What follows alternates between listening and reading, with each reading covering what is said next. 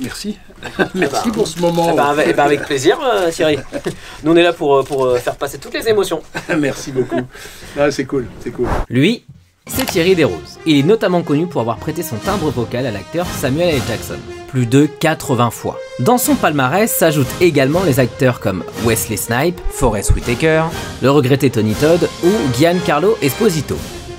Pour les 30 ans de la sortie au cinéma d'Une journée en enfer, qui est le meilleur Die Hard à mes yeux, il s'est prêté au jeu de revenir et de réagir sur son travail vocal à travers quelques œuvres cultes. Nous nous sommes donc posés, discutant et réagissant à travers les extraits qui étaient proposés devant nos yeux. Ce fut un moment drôle, touchant, émouvant, et l'occasion pour Thierry de découvrir ou de redécouvrir des rôles qui ont marqué le grand public. Merci encore au Forum des Images de nous avoir prêté ce lieu et maintenant, place à l'interview. On est bien installé, on est bien. On est bien là dans cette petite salle de projection. Petite salle de projection privée. Mais ouais. C'est une bonne idée, je vais peut-être me faire une salle comme ça. Donc on est dans cette salle de projection, Ouais. donc on va regarder des films. Allez. Mais juste avant, je vais un peu te tester sur ta culture mémoire de tes rôles. Alors là, tu vas pas être déçu. Donc c'est sur des films que tu as doublés de 1994 jusqu'à aujourd'hui. Faudra que tu fermes les yeux. Je ferme les yeux. À ton domicile. Ça c'est Michael Jordan. Effectivement, tu as sauvé ce doublage de ce film. Parce que Michael Jordan est très bon basketteur, ça, il n'y a pas de débat. Mais par contre, en acteur, c'est compliqué. Bah, disons, c'est pas tout à fait son métier, quoi. Tu as réussi à donner justement ce petit truc en plus qui fait que Space Jam est devenu culte en France. Donc Écoute, ça fait plaisir. Ah, c'est quelque chose à montrer. Viens voir. Ça fait près d'1 an que je travaille dessus. Jumanji? Oui. Pas mal. Bah, je reconnais Jumanji parce que c'était il y a de nombreuses années de ça et ma voix était beaucoup plus légère. C'est pas mal quand même, pourcent. Et tu les as tous. Pour l'instant, j'en ai 2. Attends, ça va. Encore là, vous les arrêtez à Broadway. Et non. Qu'est-ce que c'est? Phone Games. Oui. Forest Whitaker. Il a été dur, hein, celui-là, mais...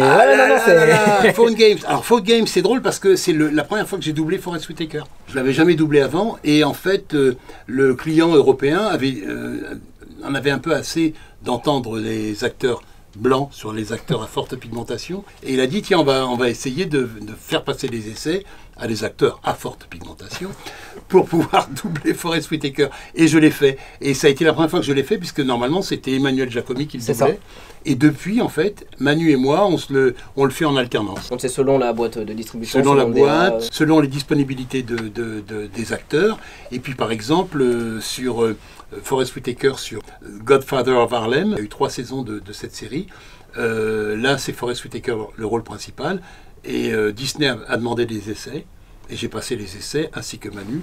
Et ils m'ont choisi. Et alors, c'est drôle d'ailleurs pour l'anecdote, parce que dans Godfather of Harlem, il y a aussi un autre acteur que je double, qui est Giancarlo Esposito. Bah oui. Et donc, comme je ne pouvais pas doubler les deux, Serge Fallu, un camarade, qui le double. On passe au suivant? Allez. Là, on va remonter effectivement un peu dans les années 90. Tu regardes jamais la télé? Nous sommes tous manipulés. Gros bonnets qui font suer sang et eau à des pauvres travailleurs. Ah, ce film génial avec pour trouver le jouet pour son enfant à Noël. C'est un seul jouet. Ils sont plusieurs à essayer de mettre la main dessus. Ils sont 2 à mettre la. Ouais. Dedans, il y a joué. Dedans, il y a le titre. La course. La course aux jouets. La course aux jouets. Ah, je suis pas trop mauvais. Tandis que fabriqués du côté de Miami. Ils sortent à 380, je les ai à 200 et je les refourgue à 800.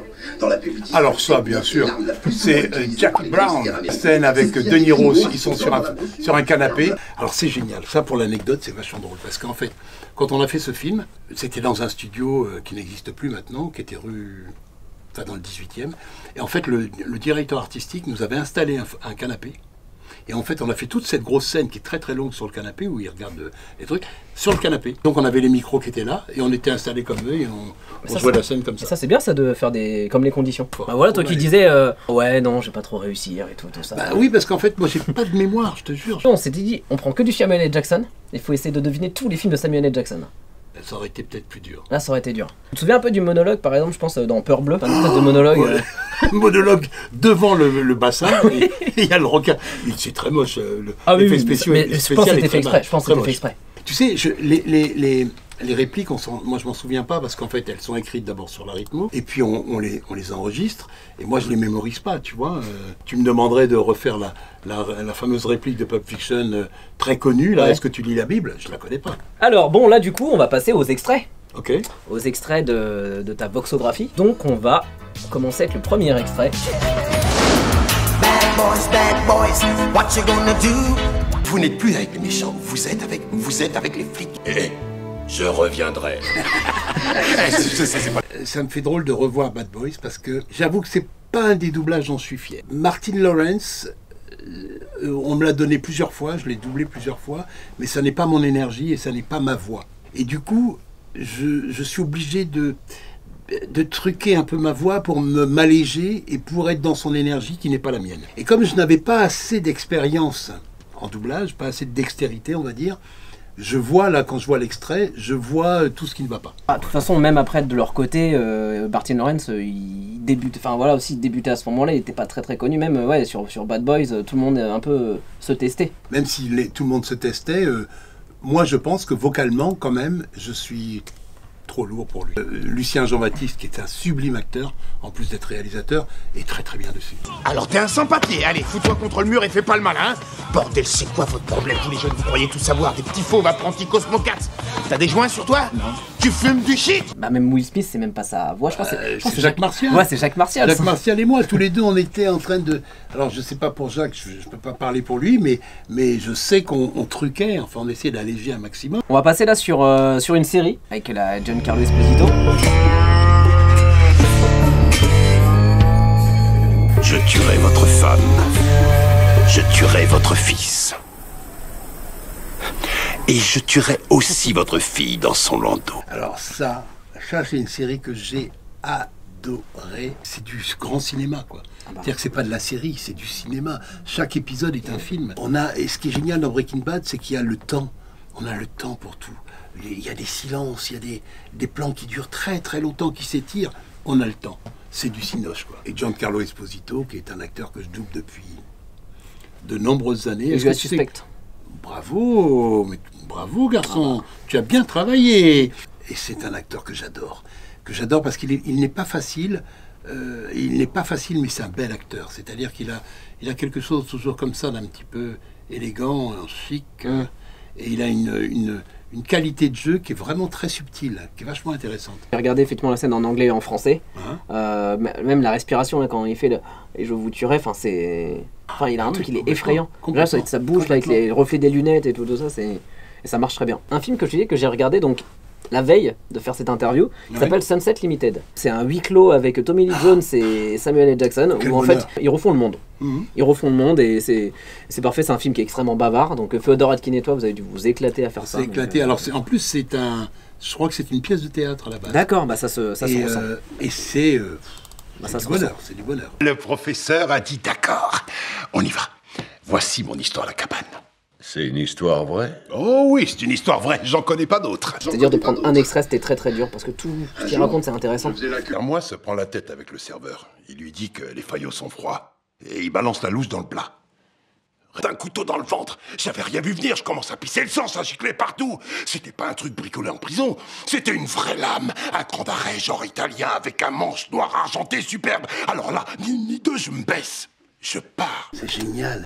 De mémoire, je crois que c'était Nathalie Rimbaud qui dirigeait ce film. C'est une femme que j'ai beaucoup aimée, qui est une directrice artistique, grâce à qui je dirige maintenant. On a été dans un bonheur complet, travailler avec Féodor Atkin, qui est un acteur que je vénère, que j'adore retrouver chaque fois.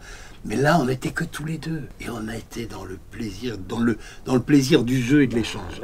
Et on s'est éclaté, quoi. On s'est éclaté. Mais c'est génial que tu me montres ça, parce que j'ai fait le film, mais je ne l'ai jamais vu, en fait. Bah vraiment, le film, effectivement, il fait 1h30. Ouais. C'est vraiment deux personnes qui refont le monde. Ouais. Et vraiment, tu peux l'écouter aussi en fond.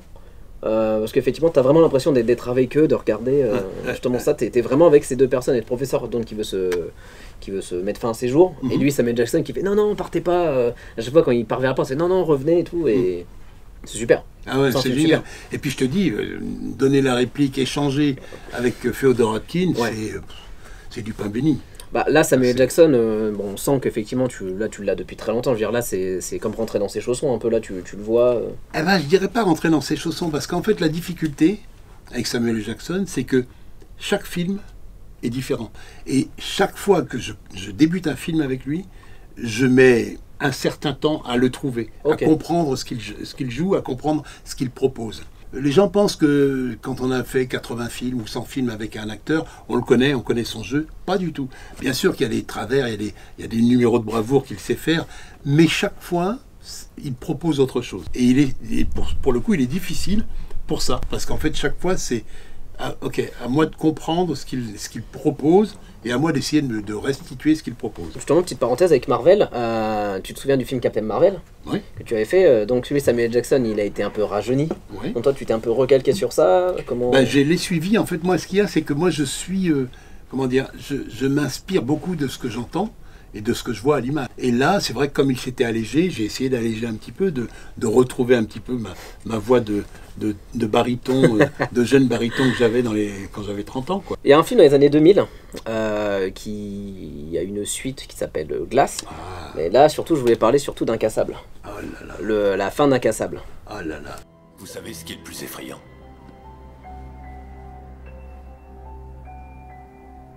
D'ignorer quelle est sa place dans ce monde. Je me suis interrogé tellement de fois sur moi-même. Vous avez tué tous ces pauvres gens. Maintenant que nous savons qui vous êtes, je sais qui je suis. Il est le parfait opposé du héros. Et la plupart du temps, ils sont amis comme vous et moi. J'aurais dû le comprendre depuis longtemps. Vous savez pourquoi, David? À cause des enfants. Waouh, je suis très très ému parce qu'en fait ça me fait remonter tellement de sensations et de ressentis, de choses que j'ai vécues en faisant ce film. Je crois que c'est le film dont je suis le plus fier, que j'ai le plus apprécié. J'en ai fait plein avec Samuel L. Jackson, mais c'est celui qui... Voilà, j'ai une émotion qui monte là. Vous aviez décidé de me faire pleurer, c'est ça? C'est moche, hein? C'est très moche, les garçons. Oui, c'est un bijou. C'est un bijou, ce film. Juste pour l'anecdote, Samuel L. Jackson retrouve Bruce Willis. La première fois qu'ils ont joué ensemble, c'était Une journée en enfer. Où là, ils étaient sur un mode très extérieur, comme ça, ils se gueulaient dessus, gaga. Des années après, ils se retrouvent. Et là, ils sont dans un jeu qui est beaucoup plus intimiste, qui est beaucoup plus intérieur, qui est beaucoup plus en demi-teinte.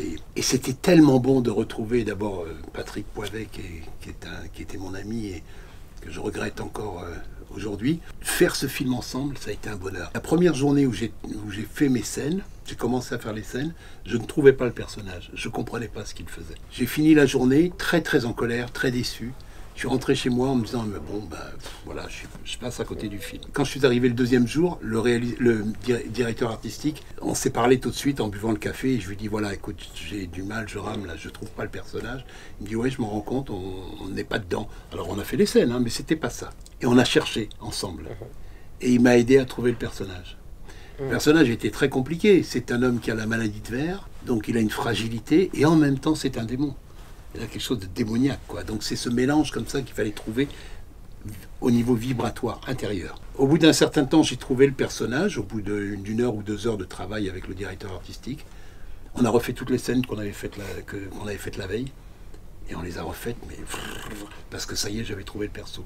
Et ce qui est génial, c'est que des années plus tard, 10 ans plus tard, je le retrouve dans Glace, et instantanément, j'ai retrouvé instantanément les sensations que j'avais ressenties en faisant ce film. C'est un film humain, qui est extrêmement humain en fait, et ça se sent. Bon, déjà, les acteurs à l'écran, déjà, ils sont incroyables, mais après vous, ce que vous avez fait avec...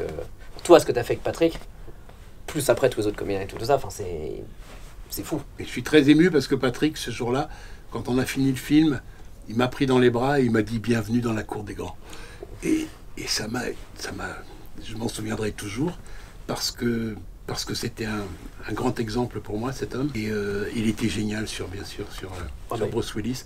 Et il nous manque parce qu'il avait une vraie humanité et c'était un homme génial. Ah. Où est mon costume? Chérie? Quoi? Où est mon super costume? Quoi? Où est mon super costume?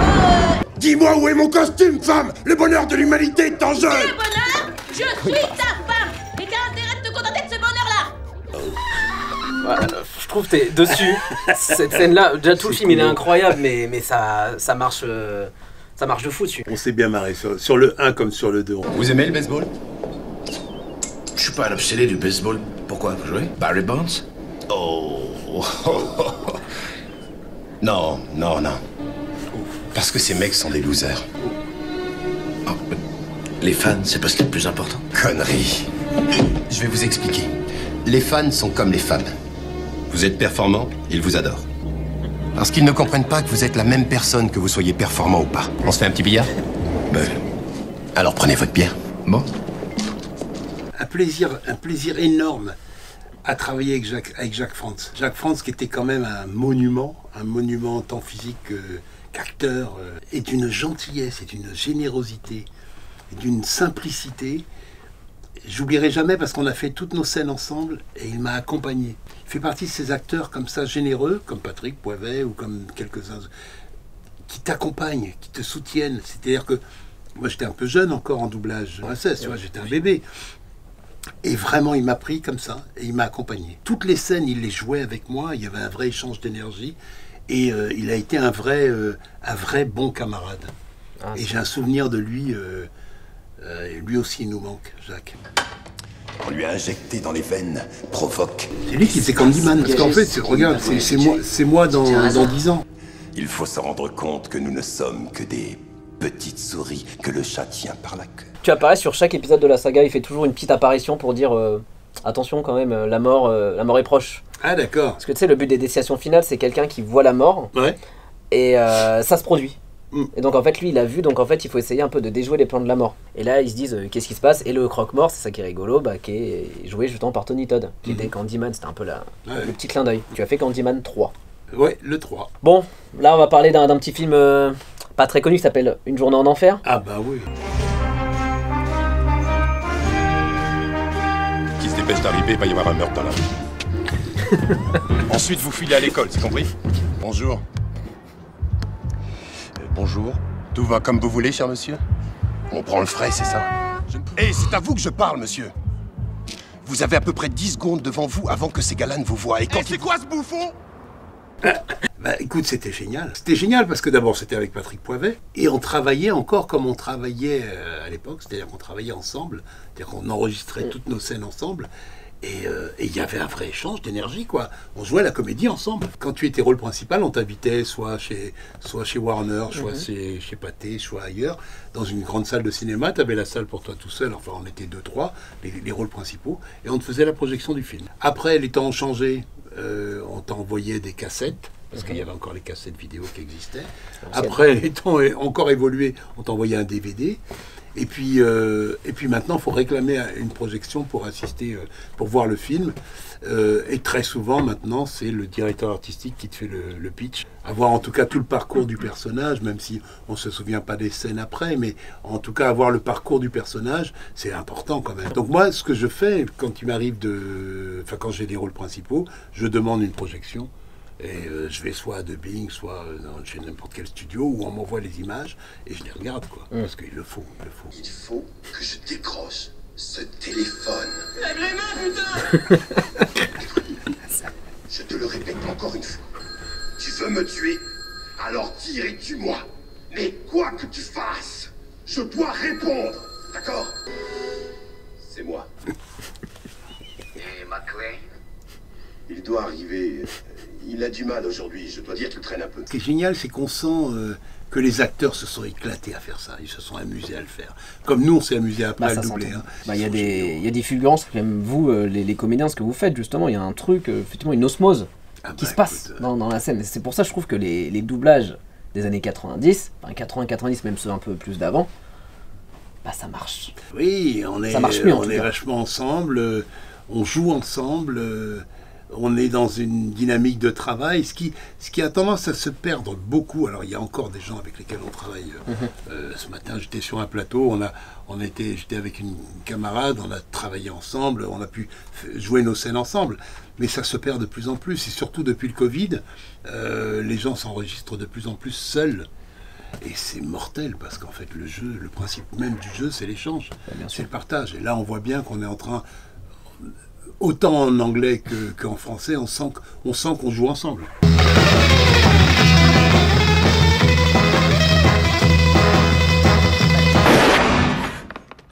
Oh, excuse-moi, je t'ai coupé là. Qu'est-ce que tu disais? Continue. Où t'en étais? Je t'ai coupé la parole à meilleures intentions. Monsieur Marcellus Wallace, de quoi a-t-il l'air? Quoi? Écris-moi Marcellus Wallace, hein, de quoi il a l'air? Quoi? Dis quoi encore une fois? Dis-le encore une fois. Allez, dis quoi? Vas-y, répète-le. Je te mets au défi de dire quoi? Une fois de plus, allez, dis-le pour voir. Et est-ce qu'il a l'air d'être une fiotte? Quoi? Est-ce qu'il a l'air d'être une fiotte? Non! Alors pourquoi t'as essayé de le baiser quand même, Brett? J'ai pas essayé. Si, t'as essayé. Si? Oh que si, t'as essayé. Je suis pas du genre à aimer ce que je fais. Mais Pulp Fiction, je l'ai pas vu. Je l'ai vu, la première fois que je l'ai vu vraiment, doublé donc, c'était il y a 7-8 ans. Avant, je voulais pas le voir parce que, en général, j'aime pas ce que je fais, j'aime pas entendre ce que je fais. Bon. Et là, je suis bluffé. C'est-à-dire que je regarde et je me dis, pour ton premier doublage, mon gars, tu t'en es sorti très très bien quand même. Alors, comme je l'ai déjà dit, c'est vrai, je rentrais chez moi, je pleurais. Hein, parce que je comprenais pas ce qu'on me demandait de faire. Mais quand je vois le résultat, maintenant, je me dis, ah ouais, ça le fait, quoi. Ça fait la blague. Donc c'est bluffant, c'est bien, je suis content. Je suis content. Bah bravo.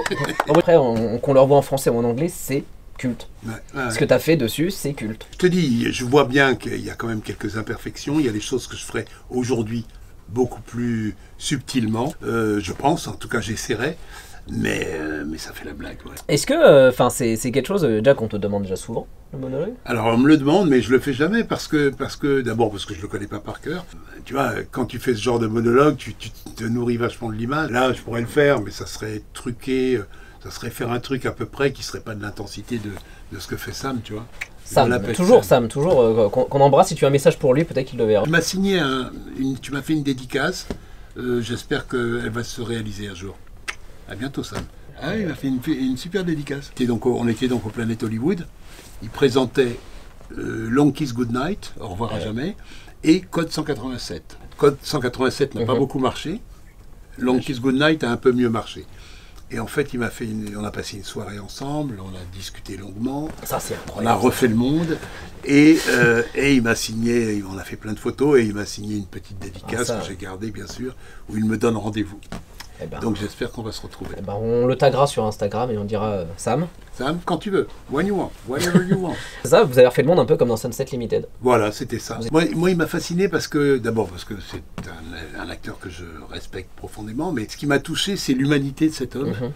Et on a échangé vraiment, mais d'âme à âme. On s'est parlé de nos vies, de nous, de nos parcours respectifs, et c'était... Non, ça c'est super. Bon, tu vois, j'ai croisé Forest Whitaker, on s'est vu à l'UNESCO, on a échangé, on a fait des photos, on s'est serré la louche, mais on n'était pas dans le même cadre, c'était dans un truc plus officiel, puisqu'il venait présenter un film qu'il avait fait sur Desmond Tutu, et donc la production a voulu qu'on se rencontre, donc on s'est rencontrés, mais c'était plus officiel, il y avait des gens, il y avait tous les gens à l'UNESCO, et puis on a fait 3 photos, et puis voilà. Oui.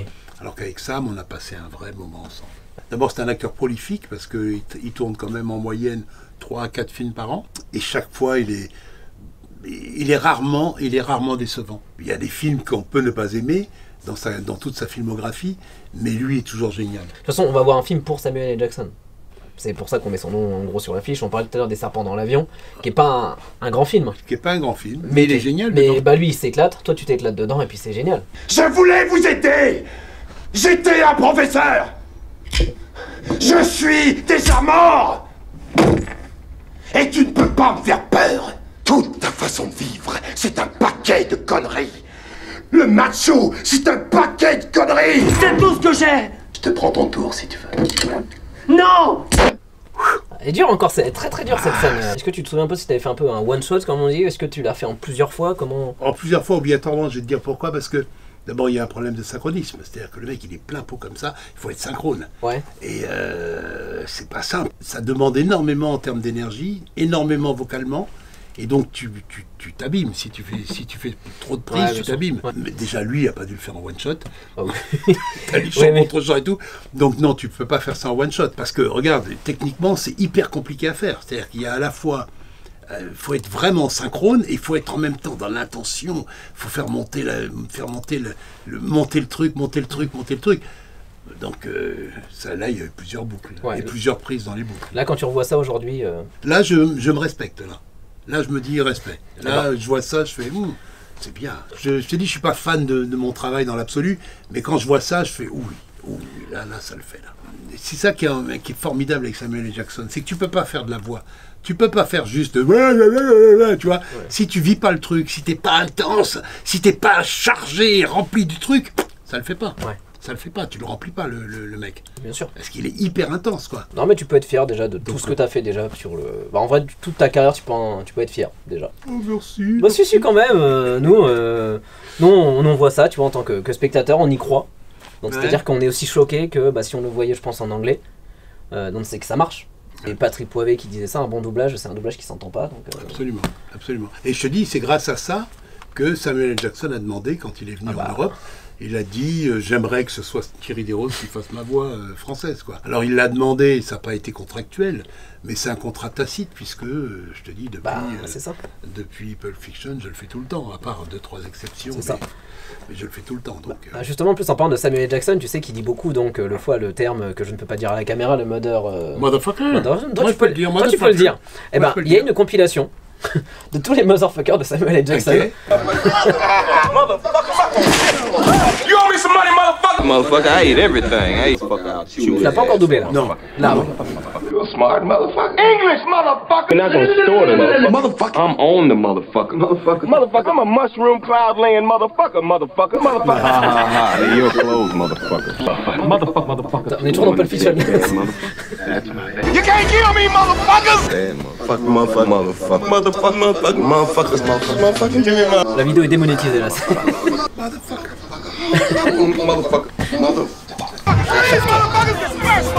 April Fool, motherfucker. You knockoff wearing motherfucker. Rest in peace. Motherfucker. Have had it with these motherfucking snakes on this motherfucking plane. Motherfucker. Super film d'ailleurs. Motherfucker. Let's go. Oh, motherfucker. Was a eating, piss drinking motherfucker. Yes, motherfucker. Parce que là dans les on pourrait rajouter les 8 salopards. Motherfucker. Ah, c'est génial. J'avais un dernier bonus que je voulais te montrer. Ok. Parce que donc tu es comédien, tu es directeur artistique, mais tu es aussi réalisateur. Oui. On va parler un petit peu de tes réalisations, parce que tu as réalisé 2 documentaires. 3 documentaires. 3 documentaires. Une très belle histoire. Je soutiens une association qui donne accès à l'éducation aux enfants dans le monde, qui s'appelait Aide et Action à l'époque, et elle a changé de nom là. Et en fait, je soutiens tous les projets qui se font dans la Caraïbe. J'ai décidé, après avoir fait un voyage, à l'époque je tournais beaucoup et j'avais une actualité à la télévision française tous les vendredis soirs. Et donc on voulait faire un travail sur moi. J'aurais dit, plutôt que de vous raconter un peu ma vie, venez voir ce que je fais en dehors de mon travail. Et on est parti en République dominicaine. Je leur ai montré un des projets que je soutenais là-bas, qui était l'alphabétisation, le soutien scolaire aux enfants qui vivent sur la décharge publique. Je suis allé là-bas pour faire un reportage photo au départ, et j'ai rencontré un enfant qui s'appelait Adolfo, à l'époque il avait 8 ans. Il a appelé son petit cousin, et on l'a suivi comme ça, et en le regardant faire, en fait, son travail c'est buscar, il cherche. Souvent c'est du fer, du cuivre, des choses comme ça, et il le revend. Et ça lui permet d'aider un peu sa maman, pour que la famille de 5 enfants puisse vivre. Que je lui ai posé la question, je lui ai dit, tu sais, moi dans mon pays, les enfants ne travaillent pas. Ils aident parfois leurs parents, mais ils ne travaillent pas. Et le gamin m'avait dit, à l'âge de 8 ans, il me dit, mais c'est parce qu'il n'y a pas de fer à aller chercher.